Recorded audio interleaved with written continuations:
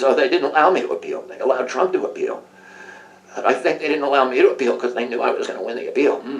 And I was looking forward to appealing to, my fellow law professors and saying, how can you do this? This is, we've now stepped away from democracy and freedom of speech. And then, about a month and a half later, we had a Facebook whistleblowers publish the algorithms. And of course, what it turned out is what they call misinformation. The term misinformation does not actually mean it's factually erroneous. It means it departs. It's a euphemism for any statement that departs from official pronouncements of the government or the pharmaceutical industry.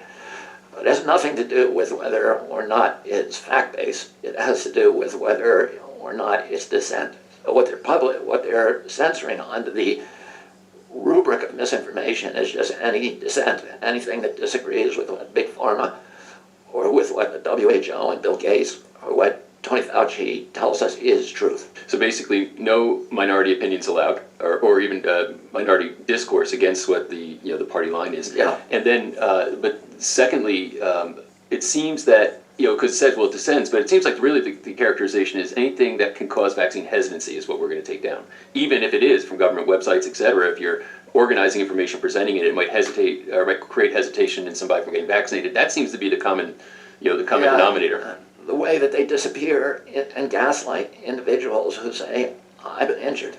I got the vaccine, and 10 minutes later I got seizures, and I've never had seizures, and I've been in a wheelchair ever since. And, there are people who that has happened to, and they try to talk about it, and they are disappeared. And doctors, physicians, scientists who try to discuss these things, like Robert Malone, who invented the vaccine. And he has now been disappeared from the internet, but also he's not allowed to even access medical journals like the New England Journal of Medicine and the Lancet. They cut off his access? Yeah, they cut off his access. So you're basically being, you're just being eliminated from society. Wow. And if you dissent, you are eliminated. 3 years ago, if somebody told you this was believe it. You couldn't believe it, right? I couldn't believe it. I believe ultimately that's going to happen because I spent a lot of time reading history, and democracy is a fragile system, and at some point when there's severe economic problems or or war or whatever, you can lose big chunks of democracy, but I just would have never believed it. And then I read Aldous Huxley when I was a kid. I read Robert Heinlein. I read Solzhenitsyn. I read Orwell, and all the others. And they're all talking about this dystopian future when everything falls apart, when democracy falls apart. And it makes sense that would happen at some point in history. But, for it to happen in a single year is breathtaking. And it's worth remembering that there is no pandemic exception to the United States Constitution. And it's not because they didn't know about pandemics, because there were two pandemics during the Revolutionary War, or there was two epidemics.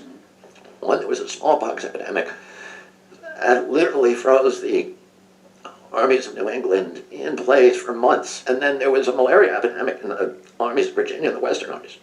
And so Washington's two major armies were debilitated by epidemics. And yet, when it came time for them to for the framers to write the Constitution, they knew that. And they decided not to put an epidemic exception I never heard that the Bill of before. Rights. Wow. It wasn't that they didn't think of this. It is the opposite. They did think of it and said this could be a danger point to democracy if we actually add this in. Well, it was never debated. People who assume today, well, they didn't have pandemics back then. They didn't know about it, and they did. And it was never even a discussion. Nobody thought that, when a few people get sick from a pandemic.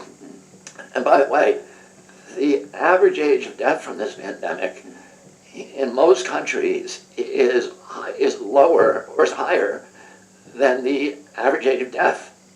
Wow. So in Europe, the average age of death in the pandemic, I think, is 82 or 84, and the average age of death is 82. In our country, the average age of death is 76.